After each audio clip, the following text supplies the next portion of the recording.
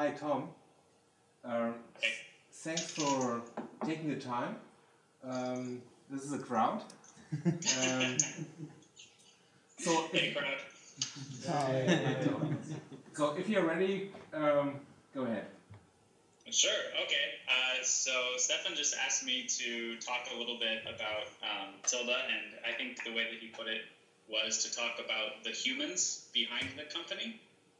So unfortunately, the humans that make up the company are all at conferences right now.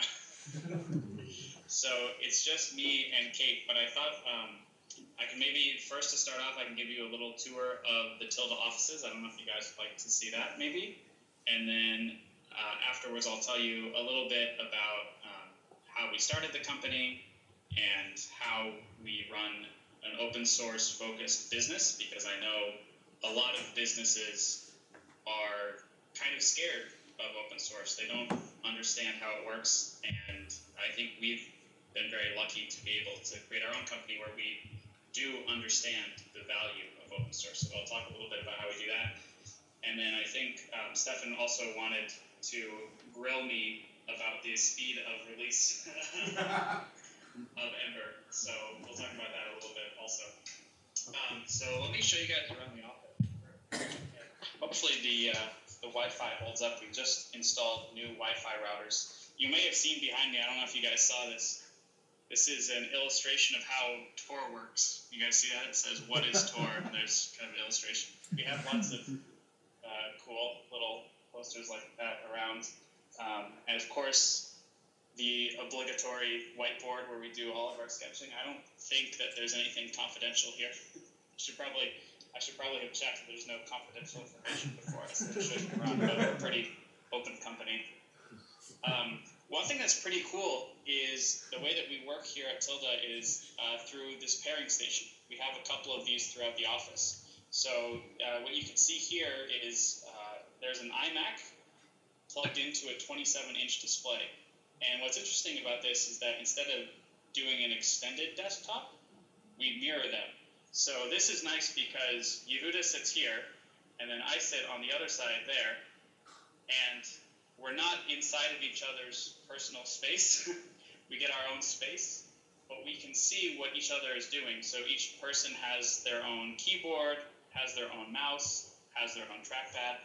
For example, I prefer to use a mouse, but Yehuda prefers to use a trackpad.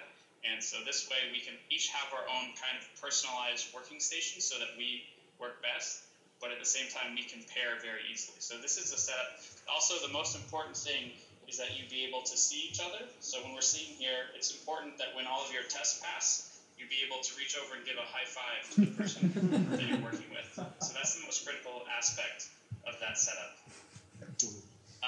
So let me take. So this is Yehuda and I's office.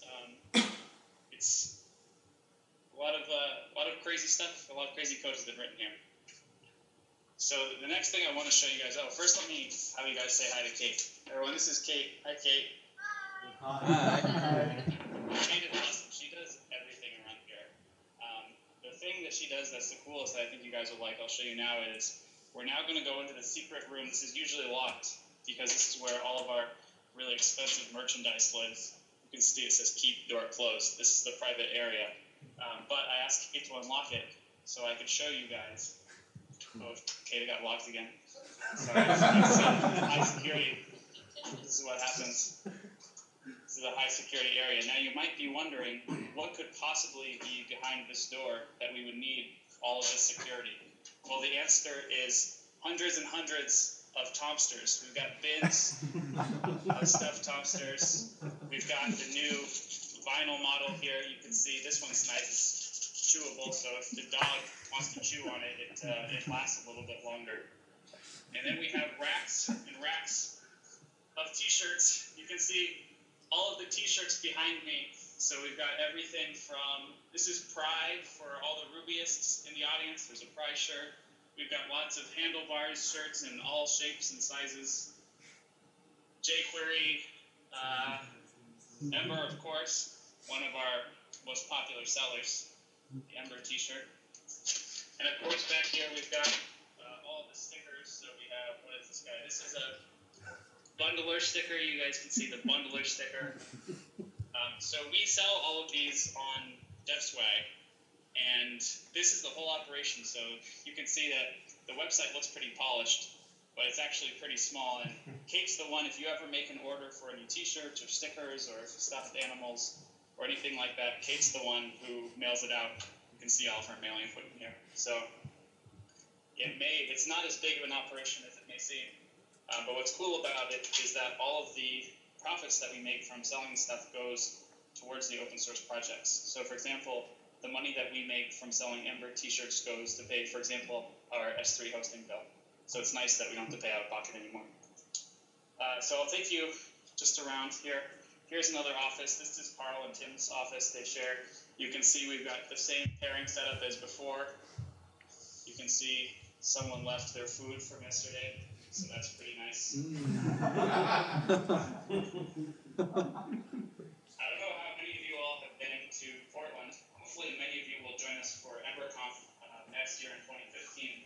But Portland is known for its food carts. So there are lots of different, what they call pods, like whale pods around the city. And there's all sorts of different food. There's an Austrian food cart, Stefan. I know you'll like that. And then here is our conference room back here. So you can see, pretty standard. It's quite a spacious office.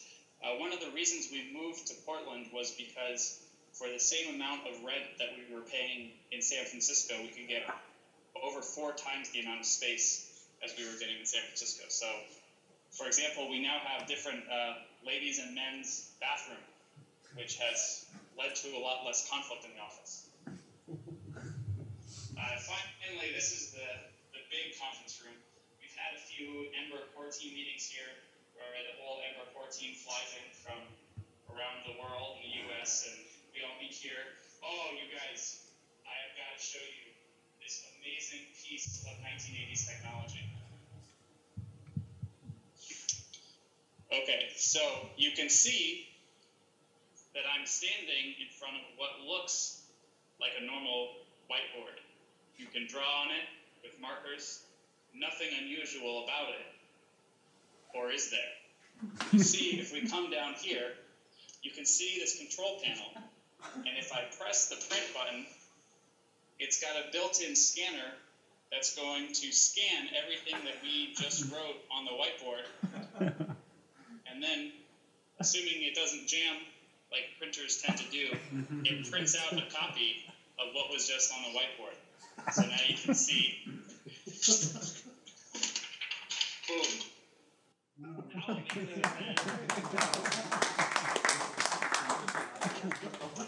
have to be honest, I made fun of this when we moved in. I thought it was very antiquated, but to be honest with you, I make a print of a whiteboard every day, so sometimes old technology can be good technology. Okay. Now, the last thing I want to show you, I'm walking down the hallway here towards the back of the office. You can see we've got our kitchen, nothing fancy. We live pretty modestly. But back here is the event space. So many of you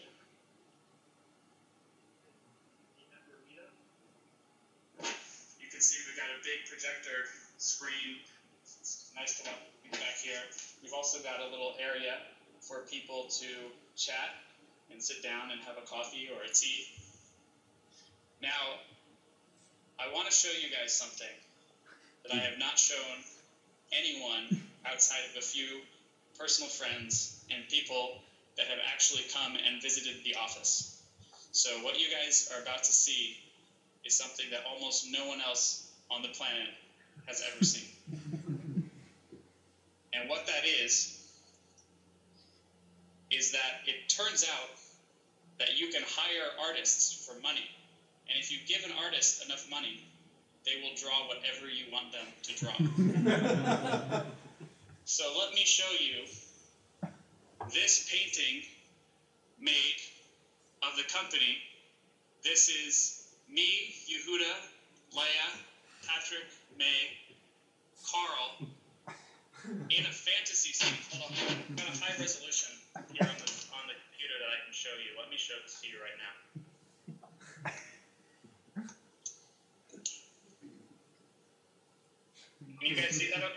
Yeah. So this is a painting that I had commissioned by an artist who I actually found on Hacker News. He had done some artwork in the early 90s for LucasArts, and he had gone into retirement, and I commissioned him to paint this painting. You can see that in the front, I am the prince, Leia is the princess. Behind that is Carl, who is a wizard. Then Patrick, who is an elven archer. I don't know what May is. I think she might be an elf too. And then behind that, in the rear, is Yehuda the dwarf, taking up the defense with his sword drawn. Now, this painting is not just for fun. It's also, it tells a story. So I had this commissioned from the artist at the 1-year anniversary of our company. And in the back, you can see that there's a giant beast attacking the town, and he set it on fire. That beast is venture capital investors. And the town that they've set on fire is the last company that we worked on in San Francisco. And so this is us venturing into the woods. And the interesting thing about it, I think, is that you can't really see much of the woods. So this painting represents us going into the unknown, going into something that we don't know, and we're afraid. That's why we've got our weapons drawn. And there's a couple cool details that you can see here also. For example, let me see if I can zoom in here. If you zoom in on the bugs here, for example, you can see, hopefully that you guys can see this is coming through. You can see that the ring around the light of the insect is 1s and 0s, so it's kind of a digital rendition. There's actually a lot of detail here that you can see. It's all hand painted by its artist. It took him weeks and weeks of drawing. So anyway, I hope you guys liked seeing that. No one else has before until I showed you guys, other than people that have been to the office. So you've got a very special piece. So I would recommend that all of you go to your managers and ask that you have a painting made of you in Lord of the Rings-like environment. It really helps liven up the office. So I'll head back towards the office now, or towards my office specifically. You can see, if any of you are ever in Portland, if you happen to be traveling through, you can see that we've got a lot more space than we have people. So if anyone needs space to work, please feel free to just message me on Twitter. You can drop by the office and work out of one of our cubicles for the day. Our internet's, it's okay fast. It's not as fast as I'm sure you guys have in Germany.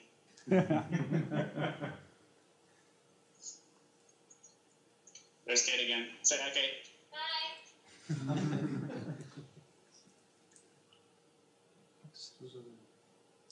So that's the office. Did you guys like it? Yeah. Okay, well, it's not much, but it's what we call home. So Tilde is in a very lucky position because the 4 of us that started the company, me, Yehuda, Leia, and Carl, have all been working deeply in open source prior to this. So when we started the company, of course, it wasn't controversial to decide that we wanted to do open source. And I think one of the things that maybe differentiates us from a lot of people who want to get involved is a lot of people think of open source as just being code. But the thing that we've realized is that an open source project is so much more than just people who write code. Just like a software company is more than people that just write code. You have to treat a software project in some sense just like any other company. So for example, on the Ember core team, in addition to programmers, I mean, almost everyone can program, at least a little bit. But we have people who run events, people who help us with our marketing. We have people who do infrastructure, for example. So, getting builds ready, doing some of the grunt work that's not as exciting or maybe as intellectually challenging, but is still very important for people to do.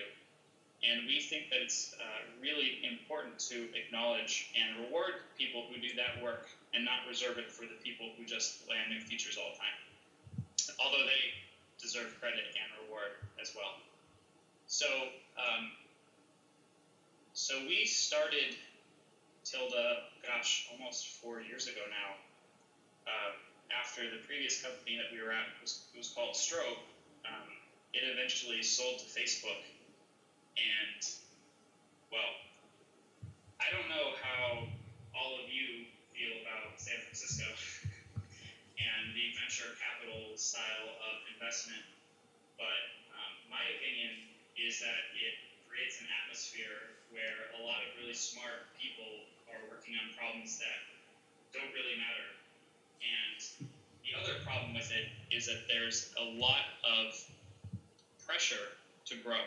Because if you want to start a company, it has to become a company in a few years that's worth billions of dollars. So it has to be like a Snapchat or a WhatsApp or an Instagram or a Facebook or a Dropbox. And for me, I don't really have any dream of running $1 billion company. I can barely run a 6-person company.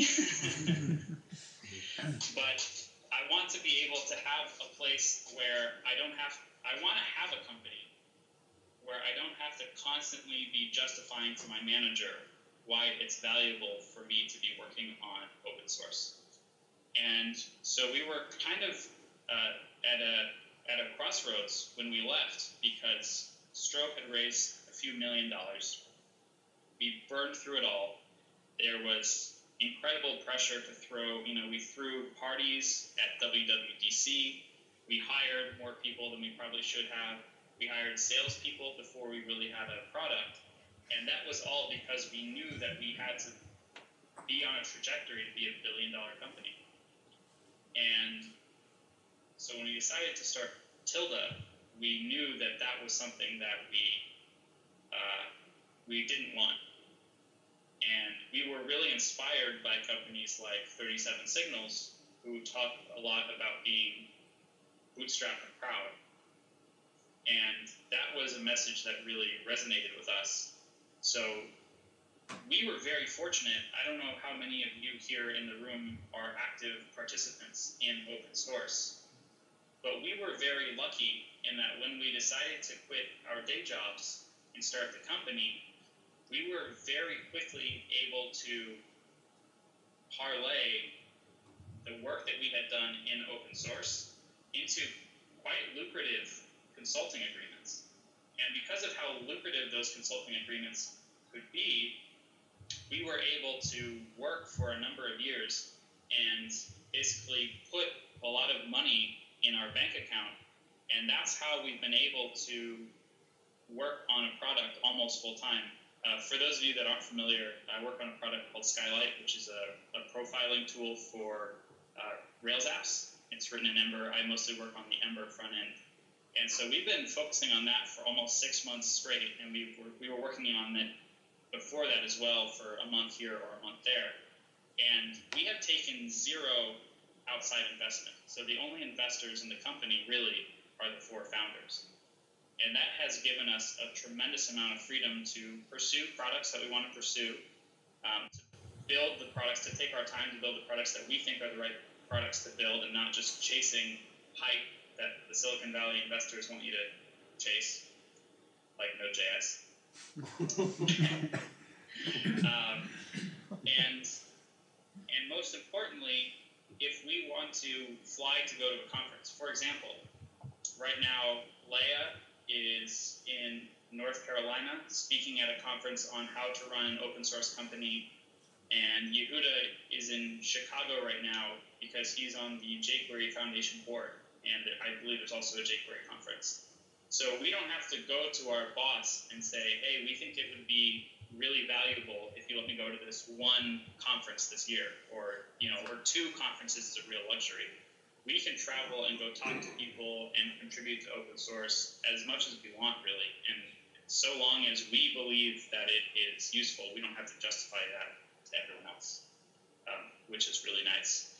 And I know that there are a few other people a few of my friends have been trying this model too, which is get 2 or 3 people that you really enjoy working with through open source. You have a product that you know intimately and you know that there's demand for, and you can start a consulting company. You can do that consulting, take the money, put it in a bank, and then gather ideas, start working on prototypes. And once you've got a prototype that you like, that you think there's a business opportunity for, then you have this stockpile of money in the bank, and you can spend 6 months trying to prove the prototype and bringing it to market, and hopefully you have customers at that point.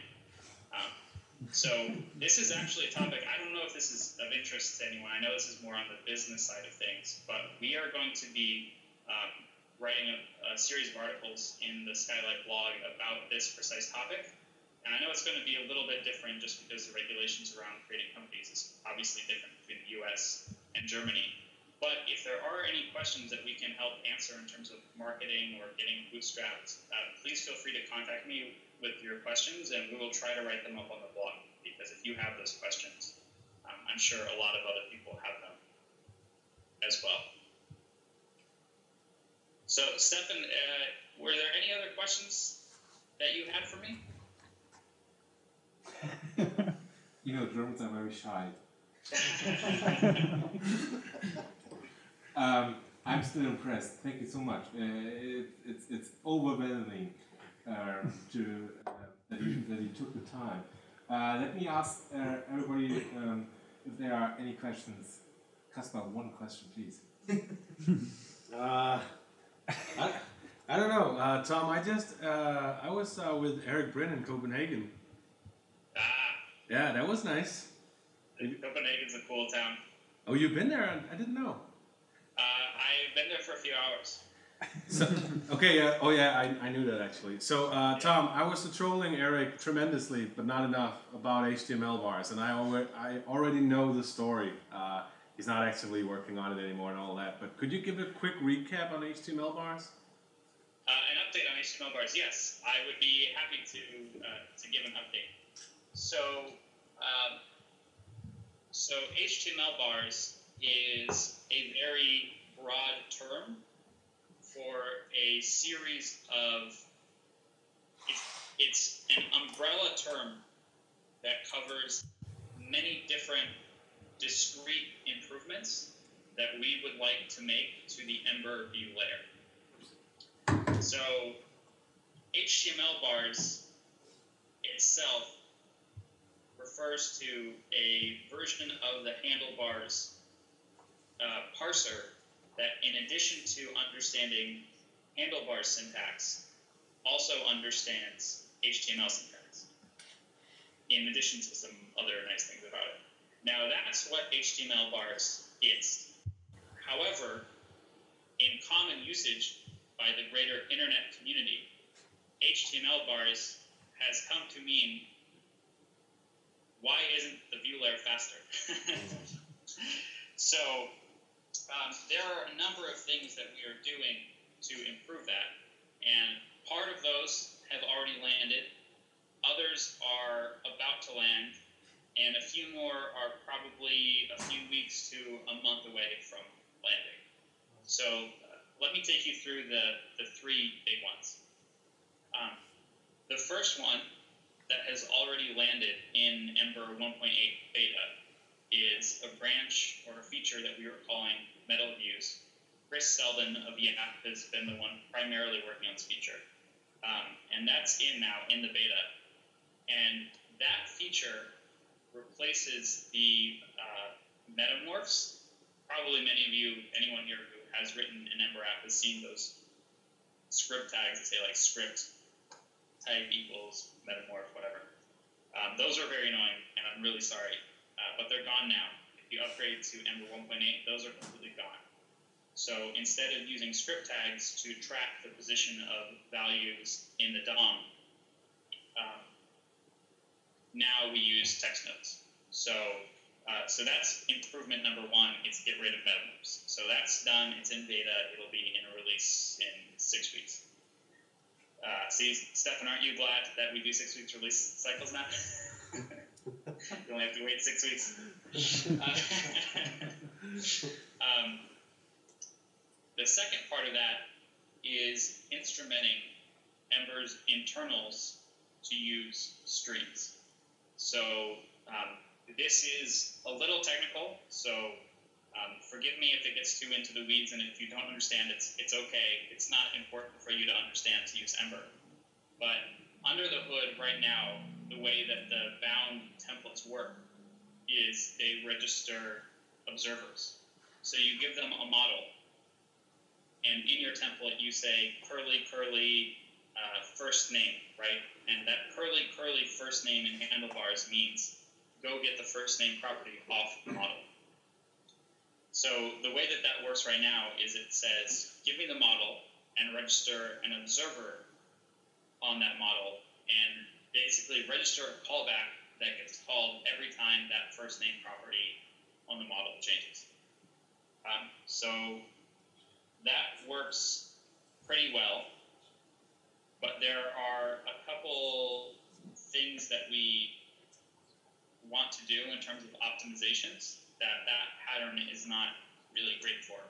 Specifically, we want to try to apply some React.js style diffing optimizations in certain points. So the React model has some shortcomings in the programming model that I don't think people really appreciate yet, but just like people now appreciate the weaknesses of Backbone and they appreciate the weaknesses of Angular, in time people will appreciate the weaknesses of React as well. But it has some strengths as well. And in a lot of cases, in terms of performance and ease of programming model, React definitely beats Ember at the moment. So we want to take the good parts of React and adopt them into the Ember view layer. And in order to do that, the key value observation model doesn't always work. Or if it works somewhat slowly.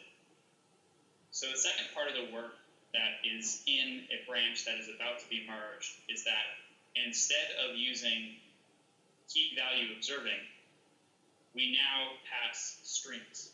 So a stream is, if you've used Node, for example, you'll be familiar with streams. It's almost exactly the same concept, which is that each bound view gets a stream, and it just listens for new values coming down that stream, and it updates the DOM accordingly. And that allows us to add a diffing layer on top and just send or not send values down as they change. So that is almost done. Martin Munoz, who lives in Toronto, he has been doing most of that work. And he has added an implementation of the Ember binding system to consume streams instead of properties. So that is almost in. Once that's in, we are rewriting all of the helpers like curly curly each, curly curly if, curly curly with, etc. All the handlebars helpers that you're familiar with, rewriting those to use streams instead of bindings. So that is also about half done. And then once that component's done, that's the last piece that we need before we can add the HTML bars parser. So the irony here is that there is a lot of work that is really good work that will improve things that we need before we merge HTML bars, but we're very, very close. Right. Does that answer the question, Casper? Yeah, it did, Tom. Thank you. Okay, awesome, great.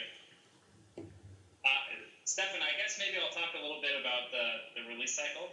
Please. Because I know, okay, so the release cycle I know can feel very, very rapid, especially if you're working at a company where the release cycles of the project itself are 6 months, let's say. Having a 6-week release cycle for the underlying framework seems like a lot.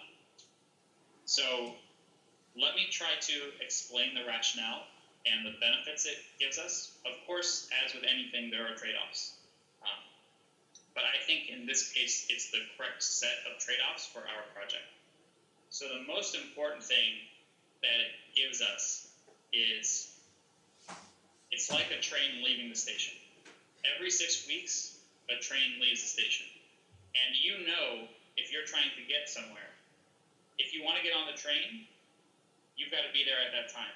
Otherwise, if you don't get it, you know that there's going to be another train coming in 30 minutes. And you can imagine what would happen if you could call the train station and say, please hold the train for 5 minutes, I'm running a little bit late. I think that you agree that that would be a little bit ridiculous. Unfortunately, with most software release cycles, that's exactly what happens, is you have this big feature that you've been working on, and you want to get it in, and then you land it in the beta, and there's bugs, and there's bugs, and there's bugs. And so you were planning on shipping that release in June, but now it's July, August, September. It keeps pushing and pushing and pushing back. And all for this one feature. And now, because this one feature is holding up that release, all of the other features that are good and that could be helping users today, those get blocked because you have the one guy who's late for the train. So the benefit of having a 6-week release cycle is that for contributors to the framework, there's no pressure. 6 weeks is short enough that they know, okay, you know what? If I don't get it into 1.7, it's not a big deal because 1.8 will be coming out in 6 weeks. I don't have to wait 6 months. I just have to wait 6 weeks. And so what that has meant, once we made that change, we've noticed that people contributing features to Ember have felt more comfortable taking their time and getting it right. So query params is a good example of this. We iterated for many, many cycles on query params. And if we had held up the release to get in query params because it was our one release per 6 months or one release per year, think about all the other features and bug fixes that people in the community would not have had access to. So that to me is the win. If you miss the train, you know that there's another train coming in 6 weeks, so you don't need to rush. The other thing that's nice about this release cycle is we require that all contributors of new features put those features behind feature flags. So this avoids the problem. Probably most of you, if not all of you, use Git at your work or some kind of distributed version control system. And probably all of you in your careers have dealt with the problem of a long-lived branch. So you have this branch that's been in development for a month or two. Meanwhile, you're doing bug fixes, you're adding small features. Now it comes time to merge that branch back into master, and it's like, well, I hope you have 2 more weeks just to resolve all of those merge conflicts. So feature flagging allows us to remove that. So everyone is developing all the new features together, but they're doing it behind a flag. And then what we do every week at the core team meeting is we have a list of features, and we just discuss them. We say, is this feature ready? Have people reported bugs? Are there conceptual issues? Have we decided that this is a feature that we don't want? Or has the feedback been really positive? People are saying, yeah, this is really solving my problems. And at each meeting, we do a go or a no-go, where we decide if that feature is in or beta, or if we want to wait, or if we want to remove it altogether. And so this makes the change every week very, very small. You don't have to reason about a lot of big changes. You can add small, little changes one piece at a time and see how they affect the system. And I think that in general, that leads to much more stable software. Instead of doing, boom, here's a big change all at once, you can get small little changes that are easier to follow along and understand. Now, keeping up to date with that can be a little bit exhausting, I agree. So let me tell you a little bit about the things that we're doing to make it easier to try to stay up to date. So for example, the app that I work on, production app, it's a pretty large app. We are on the latest release. We are on running Ember 1.7. And what we do is we allocate about a day every 6 weeks or so to doing that upgrade. And not just for Ember, but for all of our dependencies. We stay up to date on Rails. We have some components that we use Rust, which is a compiled language from Mozilla. We dedicate roughly a day every 6 weeks to making sure that all of our dependencies are up to date. And keeping it on that short of a time, basically investing 1 day every 6 weeks just to update dependencies, has made it much, much easier for us to roll in new features, stay in new features, stay up to date on security patches. As users of these libraries, that small investment has more than paid for itself, because we no longer lose weeks and weeks and weeks trying to do a big upgrade. We just do small little upgrades every couple of weeks, and it's gone pretty smoothly for us so far. Now, in terms of making that process easier for Ember, we have a strict commitment to semantic version. So what that means is that when we add API to releases, we only ever add new API, and we don't remove old API, with the exception of APIs that we deprecated pre-1.0. So there are a couple of things that we deprecated pre-1.0, or occasionally there are things that we were never marked as public, but we know that some apps have come to rely on. We will put a deprecation warning for at least 2 releases before we remove it. But any public API, we never remove while we're in the 1 series of Ember. And anything that breaks apps in the beta series, we consider a bug. So I would ask all of you, if you have an Ember app, if you could take 4 hours every 6 weeks to try out the beta build of Ember and just report if you're having any bugs, we will fix those bugs. And if that change causes breakage for a release, more than likely we will revert that change, because we really do not want to be breaking apps with release versions. We have a lot of very big companies and many smaller companies who don't have a lot of resources. Their livelihood, their salary depends on these Ember apps working. So it is a huge priority for us that we make sure that we don't break our apps during release. However, software is complicated, and we can't always predict the side effects that these changes that we are making are going to have in all cases. So it's really important that we have a core set of users who are trying out the beta builds at least once during that 6 release cycle, so they can report any major issues for us. So what we usually do is actually start running the beta version of Ember about halfway through the release cycle, usually around like beta 2 or beta 3. We will start moving Skylight over to that, and that way we can keep tracking those betas, and if there are any regressions, we can either fix the bug. Sometimes, to be honest with you, a lot of times the new Ember releases catch bugs in our app. Or, like this happened to me yesterday, I upgraded to Ember 1.8 for Skylight, and I found some really strange, esoteric bug that probably no one would have caught until it went out to release and it broke a bunch of apps. But because I ran it in my app, I detected it and I was able to patch it while it's in beta. So we want to make this really easy. So the plan is in Ember CLI, if you are using Ember CLI, you will have a way to subscribe to different channels, similar to how Chrome works, if any of you use Chrome as your browser. So you will be able to say, subscribe to beta channel. And when you run the Ember command and a new beta version has been released, it will ask you and prompt and say, hey, there's a new beta version. Do you want to upgrade now and run all the tests? And that will make it very easy for people to be notified and stay on that track, and probably will also build in some functionality to easily report any regressions, including stack trace information. And that just reduces the feedback loop between us putting out beta releases and you guys letting us know if we have any problem in your apps. With my apologies.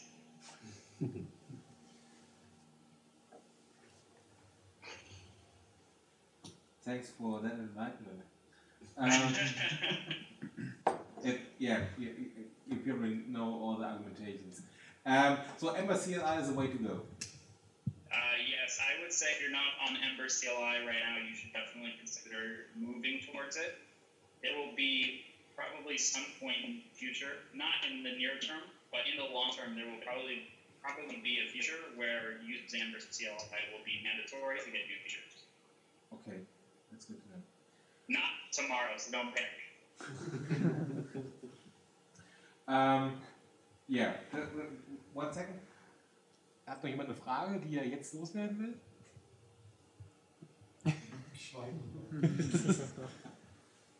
No, as I said, Germans are very shy. Tom, thank you so much. It was my pleasure. It was great fun, and please say hi to everybody. I will. And yeah, have a great day. Awesome, you too, guys. Enjoy the beer. Thank you, Tom. Bye.